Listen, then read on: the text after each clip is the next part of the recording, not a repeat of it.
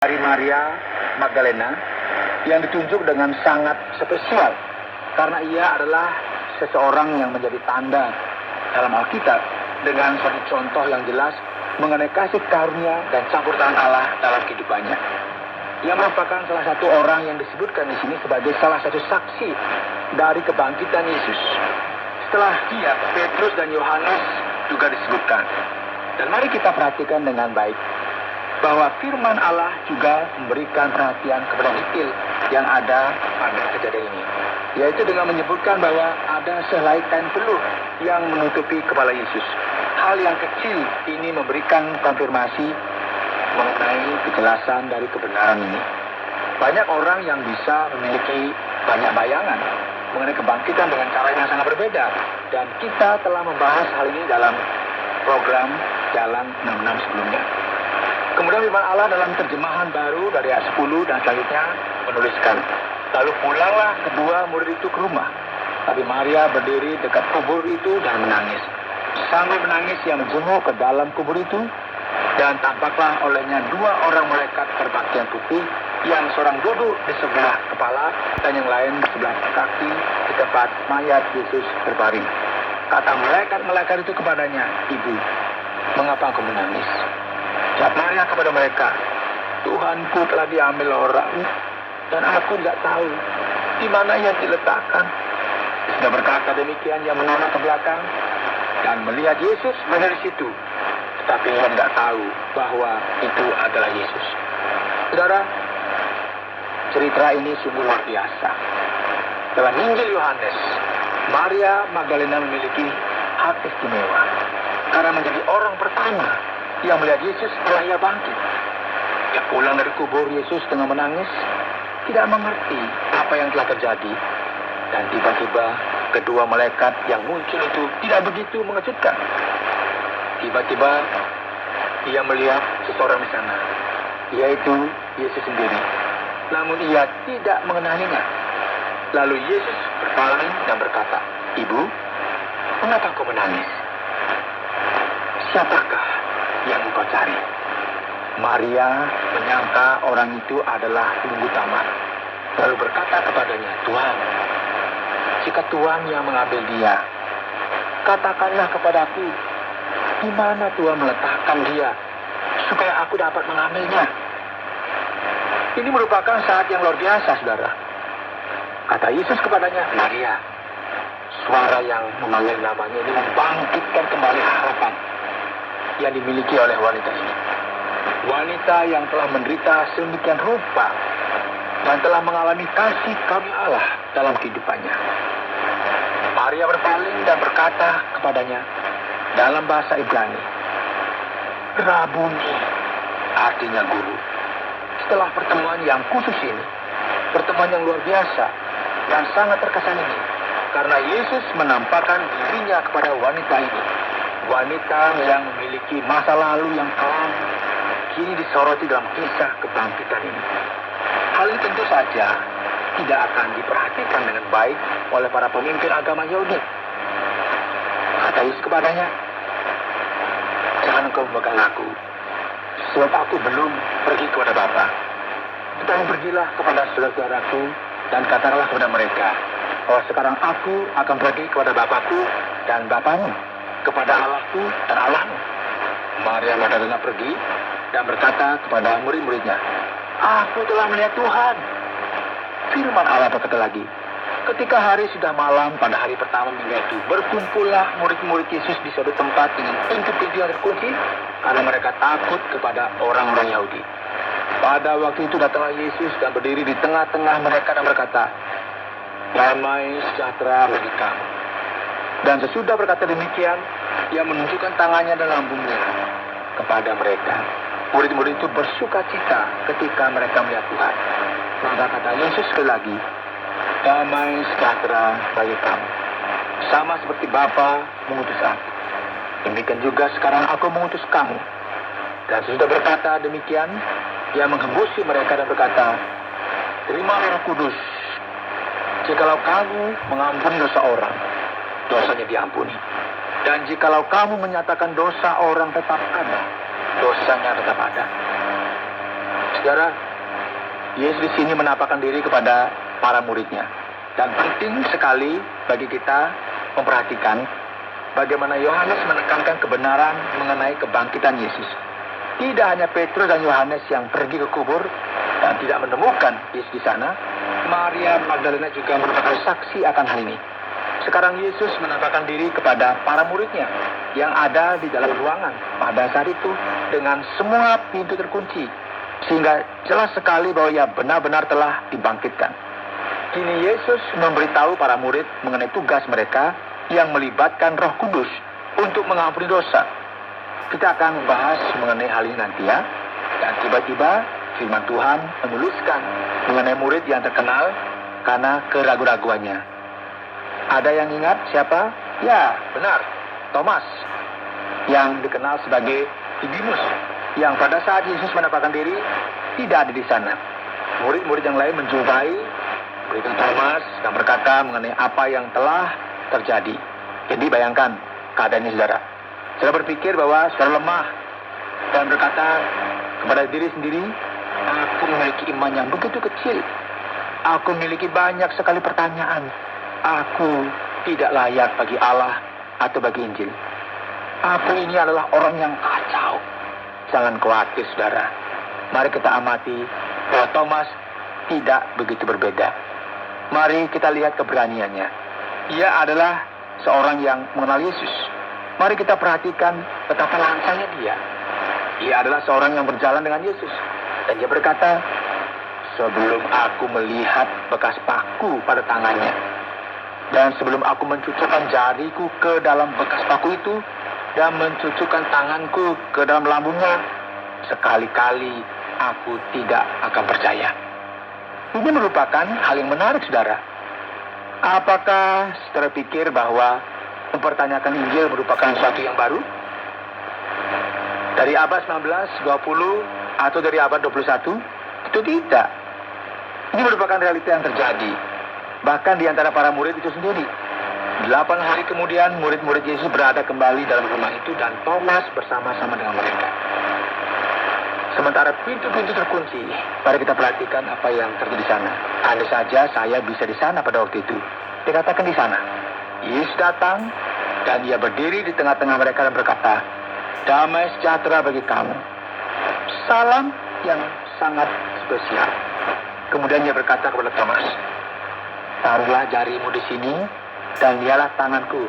Ulurkanlah tanganmu dan cucukkanlah ke dalam lambungku, dan jangan engkau tidak percaya lagi, melainkan percayalah.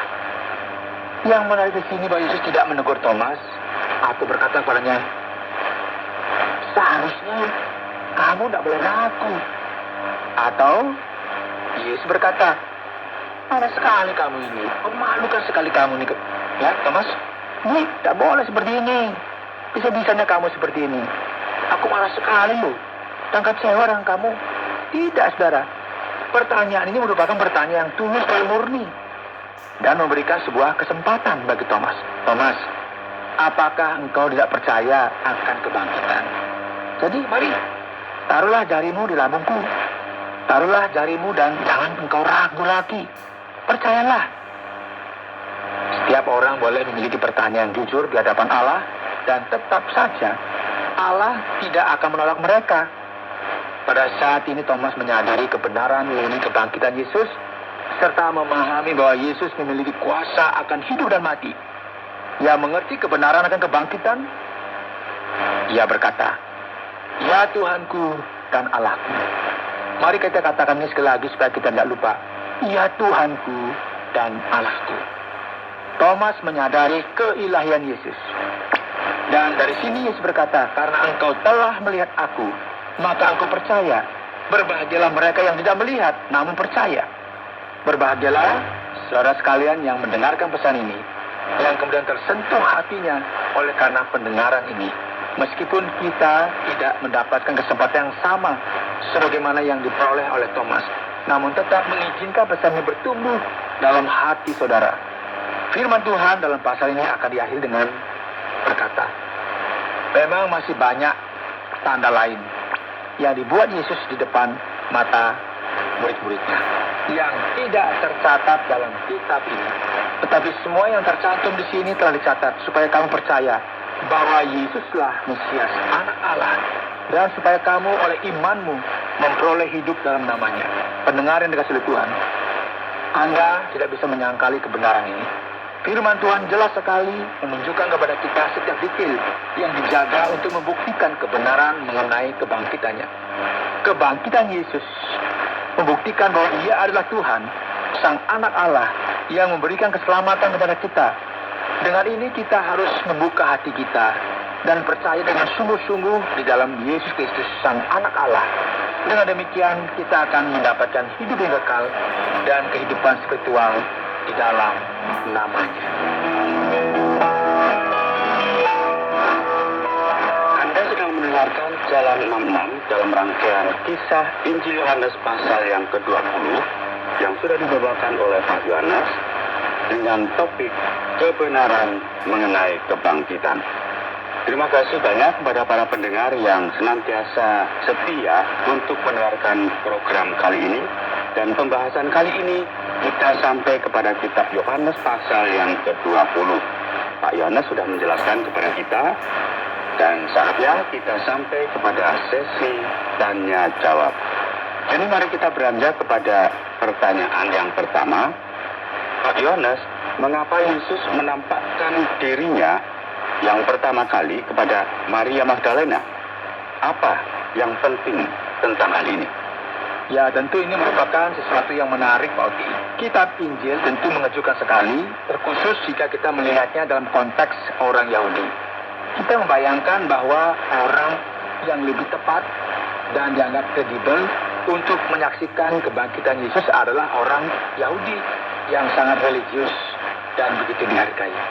Namun demikian, sosok yang muncul di sini justru Maria Magdalena. Terbiasa ya? Setiap orang juga tahu bahwa ia merupakan seseorang yang telah dirasuki setan dan yang telah mengalami kasih karunia Allah dalam kehidupannya. Jadi yang pertama kita lihat di sini adalah kelompok pemisah yang diruntuhkan. Injil memberikan perhatiannya kepada wanita, yaitu seseorang yang tidak dianggap dalam masyarakat pada masa itu. Setelah ini, kita akan melihat bahwa dialah orang yang sangat jauh dari Allah, yang hidupnya diwarnai dengan kecemaran. Dan sekarang dia menjadi saksi akan kebangkitan Kristus. Beberapa komentar Alkitab berkata bahwa ia adalah seseorang yang sangat perlu melihat hal ini untuk memberikan nada haru mengenai kejadian ini. Namun jauh lebih mungkin bahwa alasan dibalik semua ini adalah untuk menunjukkan pernyataan kasih karunia Allah. Mereka yang berutang banyak, ketika mereka diampuni, mereka akan menunjukkan sukacita dan ucapan syukur yang luar biasa banyaknya. Baik, terima kasih Pak Yohanes. Dalam ayat yang ke-12 dari pasal 20, Yohanes berkata bahwa ada 2 malaikat berdiri di sana. Tapi dalam Injil lain tidak dikatakan demikian. Matius mengatakan bahwa ada 2 malaikat, Lukas menyebutkan ada 2 laki-laki, dan Markus juga mengatakan ada 2 laki-laki. Nah, apakah ada kontradiksi di sini? Saya tahu bahwa ini merupakan saat-saat yang penuh keterangan. Jadi, apakah terjadi kesalahan di bagian ini, Pak Yohanes? Pak Alki, saya tidak tahu apakah kita berdua harus menyelesaikan masalah ini atau salah satu dari kita saja. Banyak orang ketika membaca Alkitab dengan banyak kritikan terhadap persepsi dari hal-hal yang terjadi, akhirnya mereka akan berkata, iya kan, semua cerita ini tidak diceritakan dengan benar. Ada masalah di sini. Jadi sekarang bagaimana? Ada yang berkata 1 malaikat, ya. Ada yang berkata 2. Sekarang ada yang berkata 1 orang. Kemudian ada yang mengatakan 2 orang. Tidak ada seorang pun yang tahu apa yang mereka bicarakan di sini. Namun tidak demikian, Poti. Karena ketiga Injil yang pertama, Matius, Markus, dan Lukas, yang juga kita kenal dengan Injil Sinoptik, mereka memiliki persamaan dalam hal literatur dan alasan teologis. Jadi ketiganya ini memiliki kemiripan satu sama lain. Injil Yohanes ya sedikit berbeda. Yohanes memiliki alasan yang spesifik dalam penulisannya, dan masing-masing mereka memiliki perbedaan dan alasan yang objektif. Jadi apa yang akan kita katakan di sini? kita akan menemukan bahwa ada dua malaikat di sini. Namun mereka tidak memiliki wujud seperti berkilau-kilau dan sebagainya. Sering sekali malaikat muncul dalam Alkitab memiliki wujud seperti manusia. Jadi kita melihat bahwa ada dua malaikat dan dua orang. Dan ini merupakan sebuah referensi dari dua hal yang sama. Dan deskripsi yang kita miliki di sini tidak menyebutkan bahwa mereka bersinar atau seperti yang lainnya. Dan Maria Magdalena juga tidak khawatir dengan hal ini. Namun demikian, bagaimana bisa seorang menyebutkan bahwa hanya ada satu saja? Sederhana sekali sebetulnya. Sebetulnya ada dua. Memang sang penulis Injil ini hanya peduli kepada malaikatnya. Karena hanya ini saja yang penting bagi informasi yang mereka berikan. Jadi observasi yang lebih mendetail mengenai hal ini menunjukkan bahwa sesungguhnya tidak ada kontradiksi di antara narasi-narasi yang ada. Nah, sekarang ketika kita menganalisa mengenai fakta yang ada di sini, bagaimana mungkin Maria Magdalena tidak mengenali Yesus secara langsung? Bukankah tanda dari penyalibannya masih ada? Apa yang membedakan dia sekarang, Pak Yohanes? Ya, memang ini mengejutkan sekali, Pak Oki. Dan pertanyaan ini agak sulit untuk dijawab karena kita tidak tahu dengan benar apa sesungguhnya yang terjadi. Kita tidak bisa mengetahui hal ini dan tidak ada seorang pun yang memfotonya, memvideokan pada saat itu. Supaya kita bisa melihat perbedaan apa saja yang terjadi kepada wujud Yesus. Hal ini sering sekali terjadi. Dan tidak hanya Maria dan para murid, namun banyak orang lagi memiliki masalah untuk mengenal Yesus. Mungkin sekali bahwa yang berubah dari wujud Yesus setelah dia bangkit dengan tubuh yang dibangkitkan. Terkadang beberapa orang berpikir bahwa sangat mungkin bila beberapa orang menjadi sangat terkejut dengan apa yang telah terjadi, mungkin saking sukacitanya mereka sampai-sampai tidak mengenali Yesus lagi. Namun demikian, ya, jelas sekali bahwa tubuh Yesus setelah dibangkitkan ini sama dengan tubuhnya sebelum kebangkitan.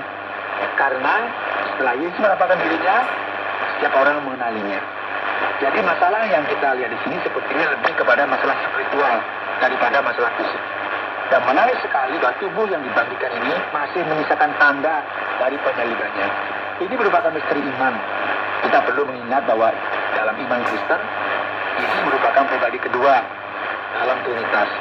Dia mengambil rupa seorang manusia dan dalam kehidupan kekal, ia akan tetap tinggal dalam rupa ini dan memiliki tanda yang menyatakan penebusan dan penyelamatan kita. Berikutnya, Pak Yohanes, ada masalah yang cukup menarik di sini, dan saya tidak tahu apakah saya harus menanyakan hal ini.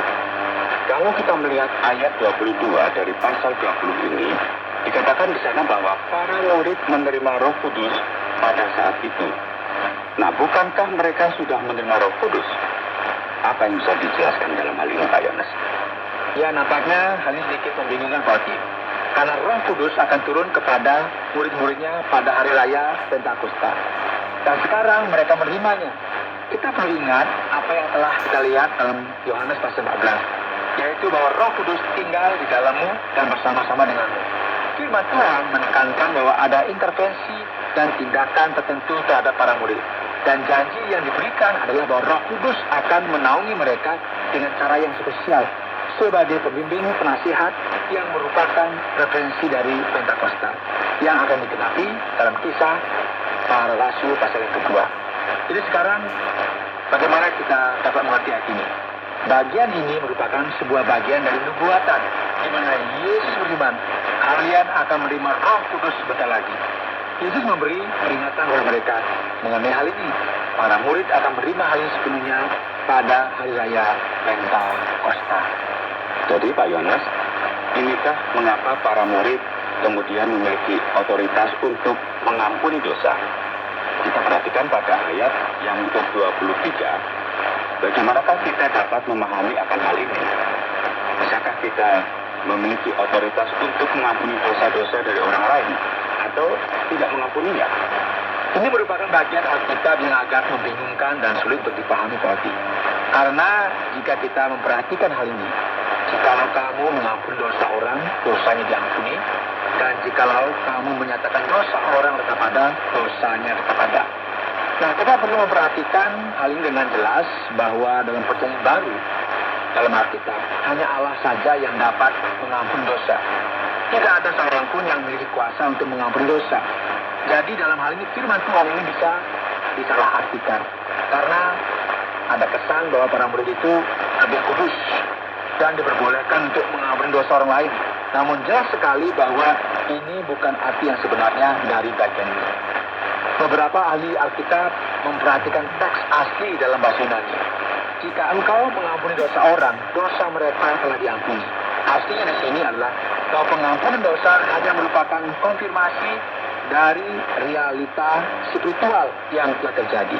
Apa yang ayat ini coba katakan adalah proklamasi Injil pengampunan dosa oleh para muridlah yang akan membuat seseorang diampuni sebagaimana disebutkan dalam ayat 23. Jadi jika saudara mengampuni dosa orang lain, jika saudara mewartakan pesan pengampunan ini, pengampunan dosa, maka mereka akan diampuni. Dan jika saudara tidak memberitakan pesan pengampunan ini, maka orang lain tidak akan menerimanya dan tidak diampuni. Jadi hal ini membantu kita untuk mengerti dengan lebih jelas bagaimana seharusnya pasal ini diterjemahkan, bukan sebaliknya, biar kita tidak salah mengerti.